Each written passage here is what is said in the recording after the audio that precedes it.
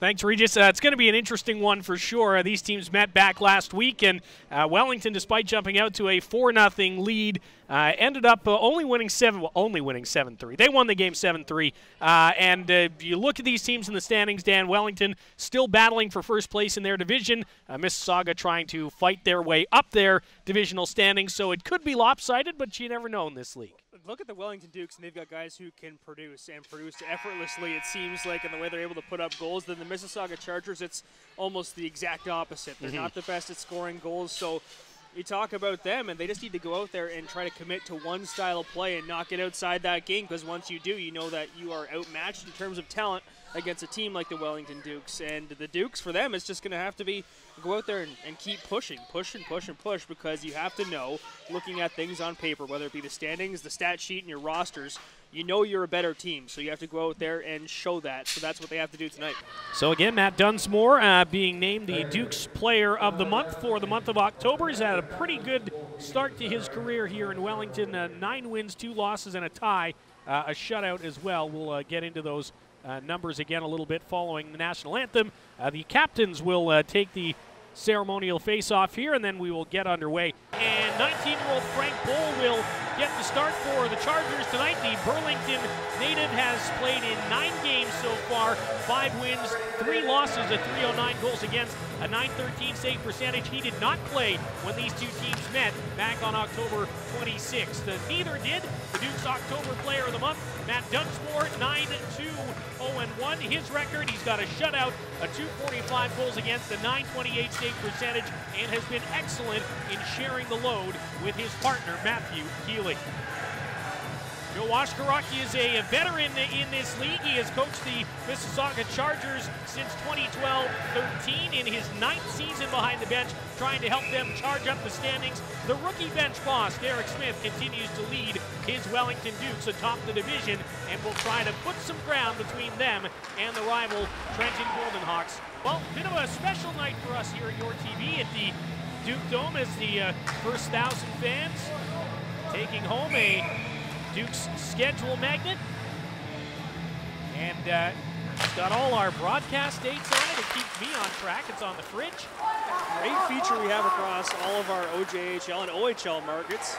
Getting out there and something that's right there on your fridge. So that's always one game at a time for me, and I just goldfish everything else. So it's good to have the calendar. If I didn't have it, I would forget. Duke's looking to change that as they get a pass in front to Smith. He can't handle it. Back at the line. And again, good battle by the Chargers to force it out to neutral ice. Picked up by Dawson Ellis and played back here to Brett Humberstone. Humberstone slips it forward and all kinds of room for Dan Panetta to get in. He shoots and scores! Heads-up play between Humberstone and Panetta. And Dan Panetta gets in and gives the Dukes a lead with his 6th of the season.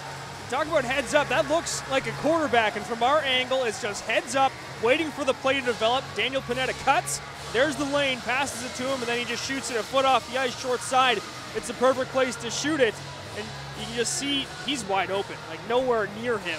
And that goes back to that perfect pass, and it was just timing, waiting for the play to develop, and then finding Panetta streaking, and we know he's one of the best skaters in the OJHL. And the Chargers are content to just run it down, and they will. So it took about 18.5 minutes, but Dan Panetta scores his 6th of the season, and the Dukes carry a 1-0 lead to the dressing room after 20 against the Mississauga Chargers. Drummond, drop pass, Kuzman weaves to his right, gets in, dispossessed by Breckles, and then gets it pinned up along the wall. 3 Dukes it takes to get the puck away from Daniil Kuzman. Now a rink-wide feed too far for Woodhouse, knocked back out to center ice. Turned up here by Matthew Sopp, 16-year-old rookie out of the Kitchener AAA program. Gets it in deep.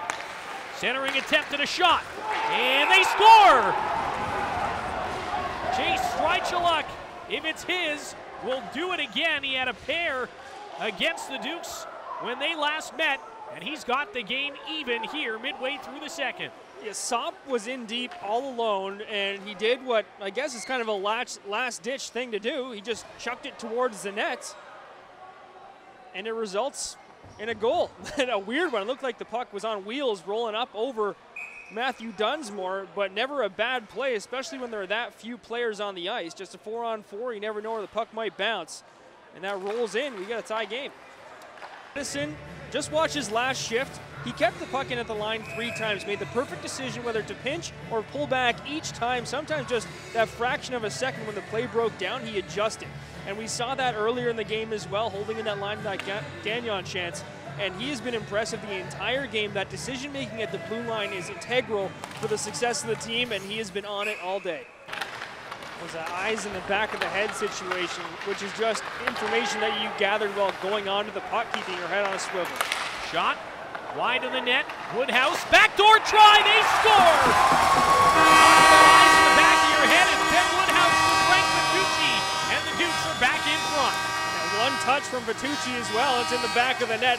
He knew exactly what he was going to do with the puck before he got to the spot. And as we look at it here, you mentioned eyes in the back of the head.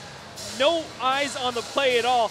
And it's almost like he's looking at the reflection in the glass, but Woodhouse sees Vitucci before he actually pivots and goes in behind the net to make that pass. And that's just awareness. That's knowing where you are on the ice and making a smart play. Also some chemistry blended in there with Vitucci. Now glove down, passed across, there it is! Jake Gagnon will get the empty net goal with 17.5 seconds left. And it's number 22 on the season for him. 22 goals in 22 games. Well, that's an opportunity as a coach where you can show faith in your players and really show that you're on their side.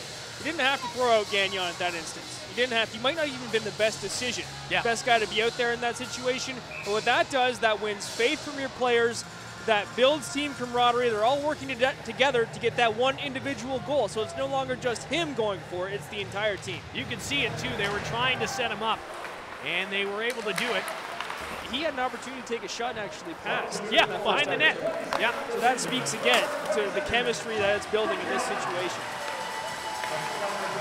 So the league's leading goal scorer gets one that is nothing but insurance. And the hero of the game has got to be Matt Dunsmore. Only saw 26 shots, but he stopped 25. And the Dukes pick up a 3-1 victory over the Mississauga Chargers. They'll stretch their win streak to 8 and now have points in the last 9. It's been over a month, just about, since they've lost a game. Post-game coverage is on the way. Hope you'll stay with us on the OJHL tonight on your TV. Let's take a look at the 3 stars tonight. And the first 2 stars, I think, pretty much speak for themselves. The 3rd star, though, we liked the game from Ben Addison. Yeah. I'm a defenseman growing up. That's my thing. I love watching a really intelligent defenseman. And for me, that's what I've seen from Ben Addison. And I've seen him play a handful of times, whether it be in Coburg or in Lindsay, but seeing him play in Wellington for the first time, actually, and his awareness was just so impressive. I talked about it during the game, and his decision to pinch, to back off, or to just keep waiting out the situation. And that's oftentimes the most difficult decision you could make as a defenseman is